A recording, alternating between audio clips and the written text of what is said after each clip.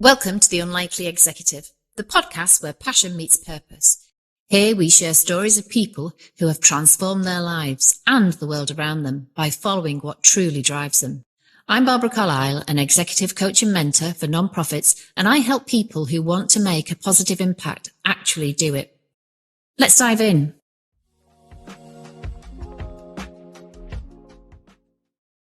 Welcome to the podcast, everybody. And today I am really privileged to have Cohan Leon Daly with me. He is the founder of Equity in Tech, and I'm really excited to hear his story and what Equity in Tech is all about, but more importantly, a little bit about how he got to where he is today. So first of all, would you like to introduce yourself, Cohan? Sure. Thank you so much. It's a privilege to be on today. This is only my second podcast, so although I'm quite a confident person, actually, I'm a little bit nervous, but I'm excited too, so it's more the adrenaline, I think. Right, hopefully we will be able to calm your nerves, and I do like you identifying already that it's the adrenaline and it's not necessarily the stress, so it's the excitement, not the panic. Exactly. So to introduce myself, I am a first-generation British Jamaican born in the UK, in London. My parents both came to the UK via Windrush, which was around 76 years ago now. So my story, I guess, really is someone growing up in a very multicultural, diverse environment. Always had kind of one foot in sales, alliances and operations, and always had one foot kind of in security and entertainment. So quite a different career. And I've done both in parallel, so I didn't want to get stuck in one or the other. And I guess today really it's more around the tech side and the sales side of what I do and how I've come to that point, and really how mental health has had a huge impact on my life, but that it isn't always the be all and end all. It doesn't make up who you are, and kind of it's black and white and that's full stop. There is multiple ways that you can combat mental health with communication and understanding, and really trying to find a way to alleviate that pain and stress, to use it as your superpower. Often I kind of try and use the analogy of using it as your Superman cape, to kind of use that pain and use those trials and tribulations to accelerate what you're doing. Because if you've been through something, that means that you have some internal strength. You have an ability to adapt to stressful situations, and that actually are good things in business, because it can be quite stressful and it can be quite dynamic in how you're building a business or managing teams. Have you recognised when your mental health hasn't been great? Yeah. And what have you done to support yourself, if anything? Yeah, I think the first challenge that most people have is not understanding their mental health. I think males especially really don't have that peer group where they can sit down in front of another male and say, hey, I'm feeling bad today, or I'm not feeling great, or there's symptoms that they know that are coming that make them feel a certain way, or there's certain stimuli that are going to affect an emotion. Men don't really have those conversations. I think we're getting better at it. I think we also find it hard. I think I've had so much mental health training and therapy throughout my life since I was a child, that I have loads of ways to combat, or strategies, or ways to understand how I'm feeling, know what that feeling is, and then know what to do about it. But I've only got that through having lots of different practitioners over the years teach and train me to do that. And to the point of when I was getting really ill, I actually went back to university as a mature student. So I went back and did a neuroscience degree, and really wanted to understand my brain, understand how the brain works and interacts biologically, but also from the environment you're in. So I think it's both. It's kind of got that biomedical path of health. So you've got the medical part, as in your serotonin and your ability to deal with stress, and also the environmental part. So is the environment you're in that's making you stress, or your people, or your work, etc. So I think it's a balancing act. Once you understand that, you can really then take your life further without being stuck and not knowing what's going on. Because a lot of it is misunderstanding, a lot of it is ignorance, a lot of it is miseducation. Because if I hurt my leg, or if I had back pain, I would go to the doctors, right? It would be nothing. But if I had something mental or cognitive, we are very much reluctant to then talk about that. As I think that's a societal thing rather than just men, but in general. It sounds like you've been really intentional with your mental health. And can you just talk to me a little bit about why you've had to be so intentional with your mental health? Yeah, I think I'm one of five, and I think watching my siblings go through tough scenarios, being the youngest made me realise that that isn't necessarily the way to go. And I think that as a family, we were quite close growing up. My father passed away when I was 4. So from a young age, I've had a big gap of really even understanding as a male, like who I am and that part of me. I know like the, the, the feminine part of me and how I've been raised by, very strong, independent Jamaican, women. So some people would say, I didn't even notice I didn't have a father, right? But when it comes to how to deal with feelings or how to shave or how to deal with my temper, I had to work out all those things by myself and very much became the man of the house at probably at about 12, chasing boyfriends off, changing the plugs, doing the lawn, even making Sunday dinner. So, I was a very strange child to most because I had all this, quite grown responsibility, but I don't think I really understood that my father was gone until I was quite old. So I had a really weird process of dealing with that and then trying to manage that, but then not affect people around me. You're describing somebody with, significant self-awareness, and a lot of us don't have that self-awareness, and we go through life stumbling from one thing to another, potentially, blaming ourselves and, trying to look at reasons why. And what I'm hearing from you is that you didn't know the reason why, but the environment that you've been brought up in saw you, being in a privileged position a little bit, aren't you? If you're the fifth child, of observing what's going on in the family and knowing, the feminine side of yourself, where you could connecting with those emotions and, the temper and understanding that's got to be something you work on. It doesn't sound like it's impacted in a way, and it doesn't sound like you let your mental health get in the way of you having a career. Yes and no. I mean, I've been fired a lot of times because of my mental health. Well, I've lost jobs because of my mental health when I was younger because I just couldn't control it. When you're in a low spell and you aren't in control, in my 20s, I very much struggle. Or if you're looking for escapism through either overeating or alcohol or drugs, whatever it may be, these affect your day-to-day life. So when I was younger, I did find it very hard. I think now, I'm 44, coming on 45, and I have a neuroscience degree, and I've had years of therapy. I'm in a very much different place looking back. Also, when you've been through a lot of pain, I've lost one of my sisters, I've lost my best friend, I've lost one of my cousins, even myself, I was nearly murdered and watched, one of my best friends die. That situation was so horrific, it put me on a different pathway of learning and going through that and being in a coma and literally, my heart, I think, stopped twice. I had to be resuscitated, coming out of a coma and kind of having a new chance at life.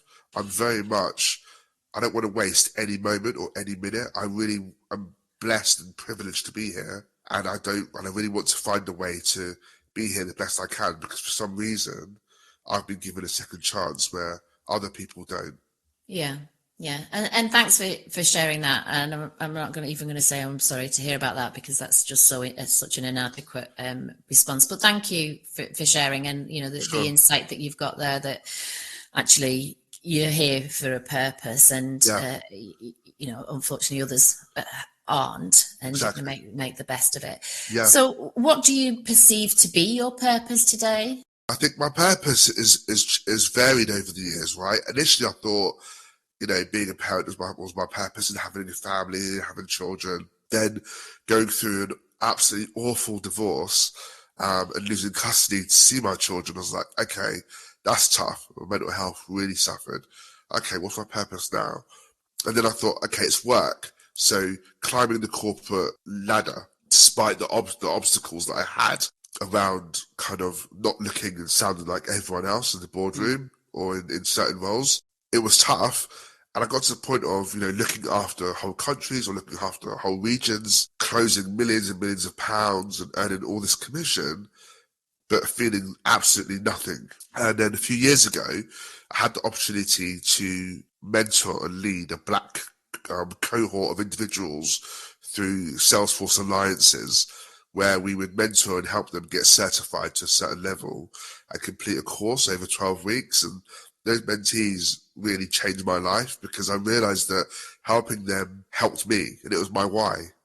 So that's really comes full circle about how I created Equity in Tech Group after that, because I realized that any money or, holidays or cars or bricks and mortar doesn't change me as a person, but helping others actually gives me more gratification, and it feeds my soul, not earning any money at all. So I'm actually more happy now with no money than I was. Yeah, it's no money yet. With more money that I could, that I could deal with. And I've always staffed people and always treat people, but I didn't get anything from that. But helping people from marginalized groups, whether it's women or people of color, get into tech and have that chance is amazing. And I love what I do now for the first time in my whole career. Wow. So what I'm hearing here is that it was the mentoring of others. Yeah. So doing something voluntarily for the Salesforce group, you were able to sort of light that fire within you and get that, this is what I'm here to Exactly. do. Yeah. And so you then set up Equity in Tech, and it's helping people who want to get into tech and maybe have already in tech, but not getting where they want to get to as fast as they want to get there. Yeah, right? Exactly that. I mean, sometimes the barriers other people don't see. So it may be that we pay for their certifications because they just can't afford to do that.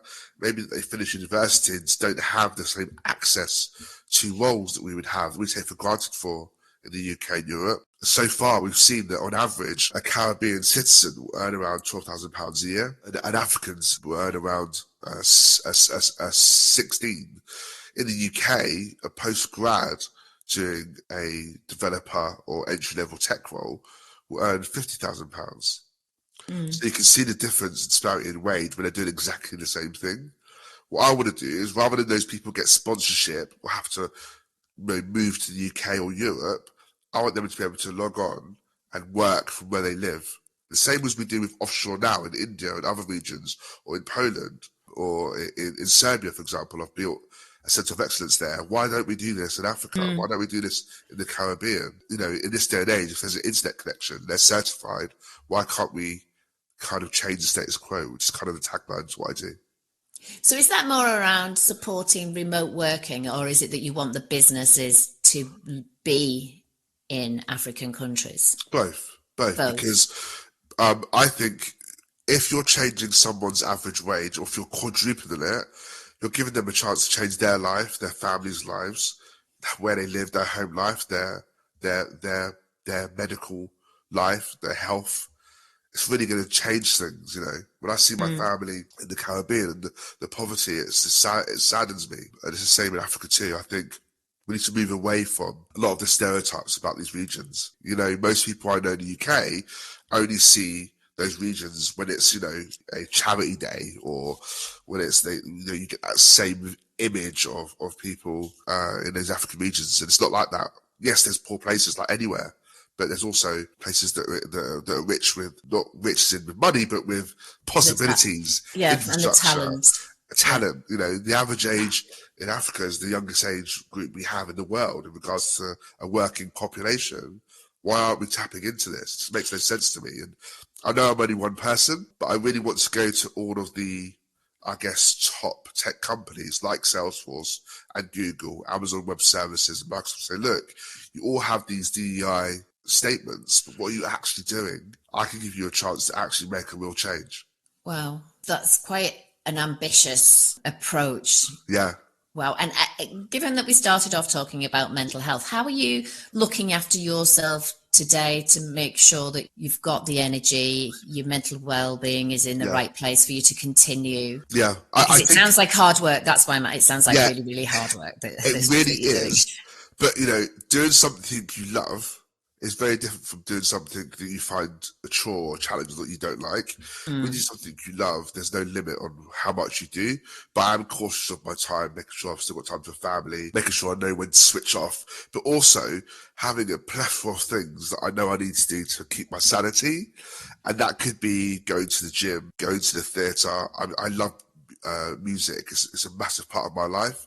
So I have to have music in my life, every day. And that just keeps me sane, there's lots of things like that I do that keeps my mental health in check and makes me feel good. And I know if I don't do those things and I go down a rabbit hole, it will get too stressful. And do you have a sort of an accountability buddy, somebody who checks in with you? Because doing it alone is the other stressful, anxiety-inducing thing if you're an entrepreneur alone I think or a I do founder. have a friendship group which is very unique. That they're very supportive. They can make me feel amazing at times. They're awesome. I think what's a challenge for me is because I'm always, I guess, a leader in my family or even in my friendship group to a point. When I have a challenge, it's difficult for them to see almost. So it's tougher because I'm always the one that's supporting everyone else. And that could be a challenge to then step back and say, actually, I need some support now. I need help and speaking out, which I don't always do. But, they are excellent at dropping me a message or just making me feel nice about a comment about something I'm doing, So as we've all got older, we're very much more open. And I openly talk about my mental health with my friendship group, which definitely helps, especially with my male friends, because it's not taboo, it's not abnormal. It's just, okay, you're having a bad time. How are you? Let's talk about it. What can we do to help? Which is amazing. Very much a role model, do you think? And is that something that you're happy to be? I don't think of it like that. I think Mm. if I can help one person, I'd be happy. I always have large ambitions and large goals, and that is how I've got to where I've got to in life. And because if you have a goal and you're a kind of glass half full person, then you're never going to win, right? You're always going to be in this kind of average, mediocre feeling. If you go for it and it doesn't work, but at least you went for it. You feel alive. You tried your best. If you don't go for it, subconsciously you didn't really go for it, and you know that. So as much as it doesn't hurt or it's not as shocking or it's easier, but you're not living your life. And I go back to, I have to push myself. I have to feel like I'm living and not wasting it. And that's something that I'm really serious about. So it's difficult for some people to understand, and only many people that I know that have been in my situation or nearly lost their life can understand that I can see, a sunset or a beautiful day and feel very emotional because it's beautiful. I don't take it for granted. And unfortunately, most people do. So you go around, you carry out your everyday life, and you don't realise how blessed and how beautiful the world is. No, absolutely. We don't, do we? Because it's just life, but it is that Exactly. the near death and the loss of loved ones Yeah, and that and makes you sort I'd of never want restart. people. I'd never want people to go through that to then be like me because it's quite extreme. But being able to walk. I was told I wouldn't be able to walk again. I wouldn't be able to swim. All of these things I don't take for granted. Thank you for sharing. Something you said just before we came on air around failure. Yeah, And I loved something you said around we shouldn't really look to blame ourselves because others will be, yeah, queuing up to. telling us what we're doing wrong. So what's that philosophy there that? Yeah, I just think I always tell people and tell myself that you know we don't realize how self-loathing we can be and how self-sabotaging we are and how negative we can be on ourselves. And I think there'd be people queuing up to do that. Why do it yourself? Then we have to have some resilience and really believe that what we're doing is best, or we're trying to do our best. Let other people critique you, let other people be negative, because there's no time, for you in your mental capacity to deal with that. So I always try to be positive. I always try to do the right thing. And if someone else has got something negative to say, that's up to them. But I'm not going to I'm very much around energy and being around the right type of people. So sometimes, especially if you're suffering with your mental health, when you're around people that have a negative energy or don't make you feel good, those people you shouldn't be around. You know, in my old days, I used to call them Negatrons, which is an analogy to Transformers. So I'm showing my age because the bad guy in that was called Megatron. So a Negatron is just someone, that person that, you know, when you go into the office on a Monday and they're like, oh, I wish it was Friday. Yeah. Want to have lunch? You're like, wow, it's Monday. I thought, you know, we're trying here. And the person that, no matter what the office puts on, they don't like it, or it's not their thing. But they're just negative all the time.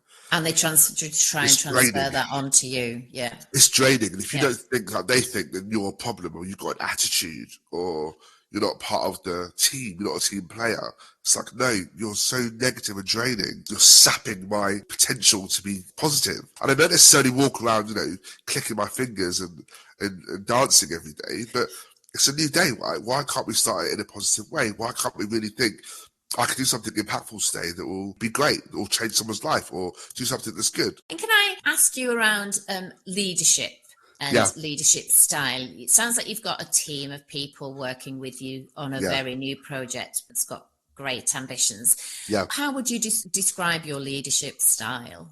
I think it's evolved over time. I used to think that you need to find something in someone else that's like you, or recognize something that they do, to then reassure me that they've got what it takes, or that they're good enough. But actually, I would call BS on that, because actually it's about their ability to do the job you've asked them to do, not how much they're like you, because then that comes into culture, that comes into how you're hiring as well, and which has affected me. So actually, I let people do what they want to do, as long as the end result is what we need as a team. Everybody works differently. Everybody has their own pathway to success. Some people need a little bit more confidence building and a strategy, and you need to plan it out for them. Other people can just go for it and they're good and they don't want your support at all. And I'm happy with that. I think as long as I can have an open conversation around how they want to be led, how they want to be managed, I normally lead from the front, then it seems to be working. Yeah. So outcome focused, and good conversations at the start to set the ways, what I describe as like ways of working. How do you want to work? How can you be your best? Yeah, because, you know, some people was like, you know, let's catch up once a week and see where I'm at in case I get lost. Other people are like, I don't want to do that. I'll send you what I've done and I'm good. So, you know, people's confidence levels are different. I think as a leader, you can really, I think the data is, I think 60% of your mental health is based on your boss when you work a 9 to 5. Now, that is a scary stat for me, because, you know, I've had some awful managers over the years. So I'm like, wow, mental health wasn't great anyway. They really weren't helping. So I really want to be a positive person in their life. I want to give them, like, everyone that works for me, I give them opportunities to work for other people too. Yeah, yeah. I would imagine, again, just making assumptions here, is around being aligned to the purpose, the why equity in tech is in existence. Exactly. But also, what else do they want to achieve in their life? You know, what do they want to do?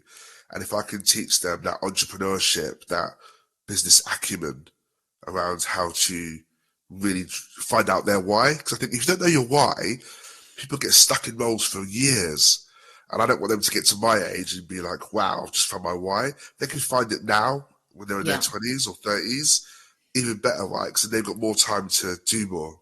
Yeah, and less risk of becoming the negatrons in the business, aren't we? Exactly. I'm not saying there's a correlation between length of employment and negatrons, but that's my new word now. Do you know what? I'm sure there's some research that I could do around that.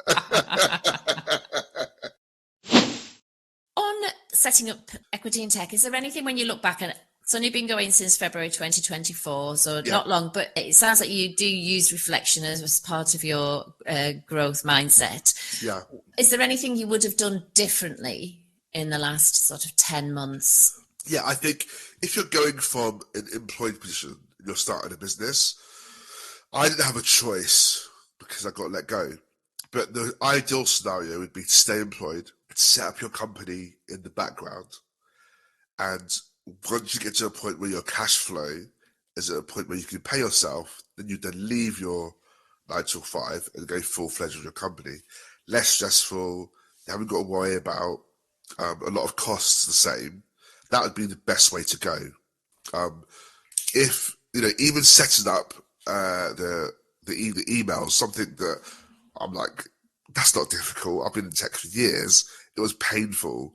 So, getting experts to do it is the best thing. Don't try to do anything yourself unless you really can do it yourself, because it's clunky, it takes longer, and actually it'll cost you more in the long run because you're delaying your go-to-market, you're delaying going live. So I think, it's not easy, but try and have some cash there. I always seem to do things the most difficult way possible.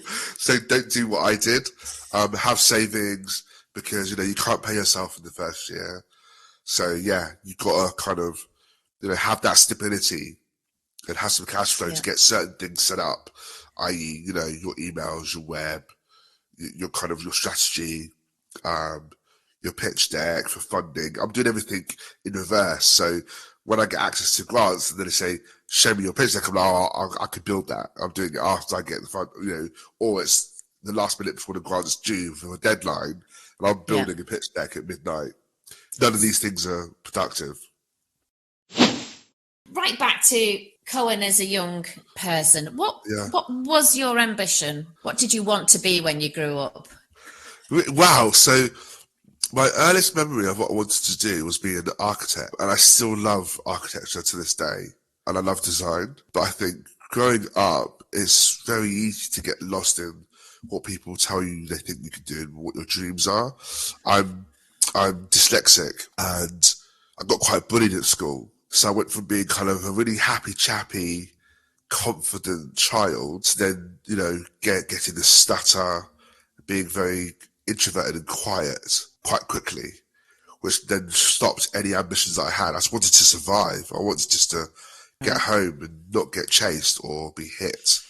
So yeah, my childhood, that kind of mental impact was quite hard for me. And then going from kind of infant school to secondary school, I really just didn't think I could, even finish a lesson. It was just so difficult for me. I think back then as well, they didn't really understand dyslexia. I think it's more thought I was naughty or disruptive. I was always being funny, so I'd always have the class kind of, listening to me, and I've always been a leader, so I'd always have a huge group of friends that I could impact and influence. And it wasn't until probably the third year, I think what do they call that now? So my age, year 10, that I was like, actually, hold on a minute. I do love learning. I love education. It was kind of too late, but then I started to really enjoy it.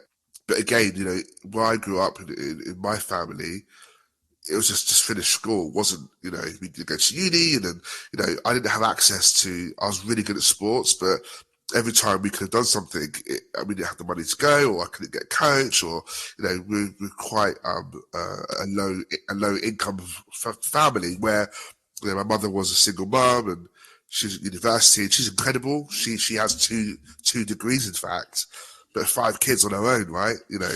So we didn't have access to stuff, but she is just an incredible, strong woman.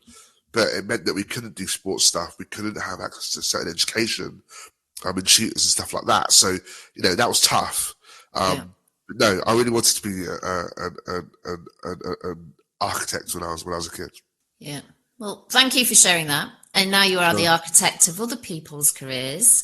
Yeah, I guess so. Through That's equity and tech. And I like how you say, you became the sort of class clown, and you were influencing people all around you. You had a big group of friends now who can laugh with you and support you. Yeah. So you're setting yourself up for success from early days, but it's that at the time you're like, I can't even bear to be in this lesson. It's quite a journey, isn't it? But you are where you are, and I'm so privileged to have heard your story. And thank you.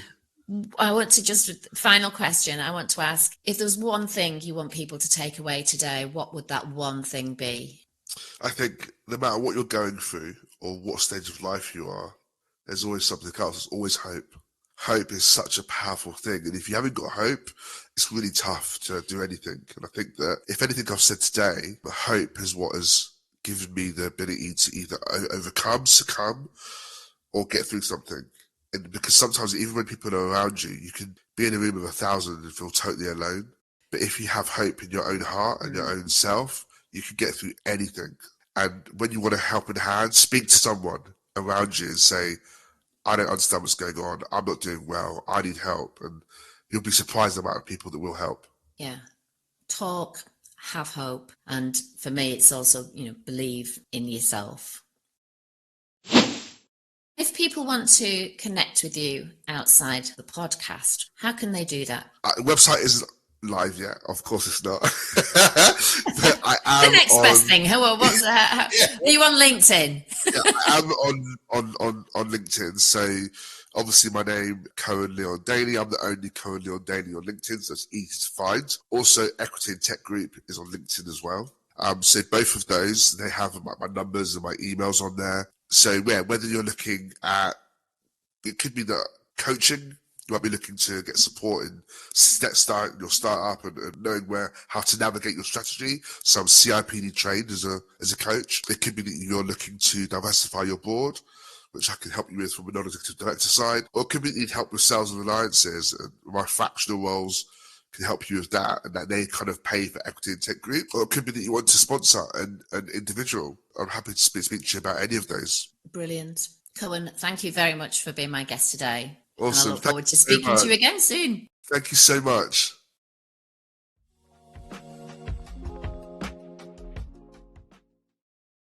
Thanks for tuning in to The Unlikely Executive. If today's conversation sparked a new idea, inspired a shift, or gave you the nudge to step into your purpose, embrace it and take action. Remember to like, share and subscribe so you don't miss opportunities that can transform the way you lead, work and live your life.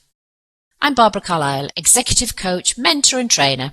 You can find my details in the show notes, and I'd love to hear your thoughts about the show and about your own journey. Until next time, take that step to be more authentically you, live your purpose and enjoy making a positive impact.